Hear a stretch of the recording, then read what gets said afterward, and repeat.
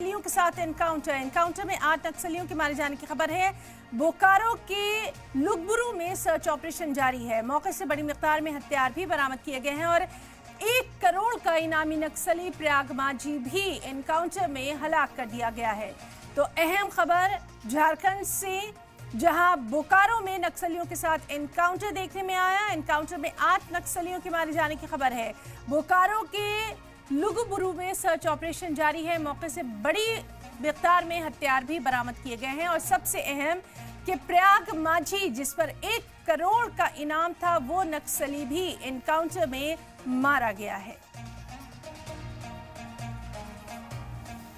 Police को बड़ी कामयाबी मिली है और इनामी नक्सली बताया जा रहा है कि 1 करोड़ का इनामी नक्सली विवेक के मारे जाने की खबर है। करीब 9 नक्सलियों के मारे जाने की सूचना है और कई हथियार भी बरामद हुआ है।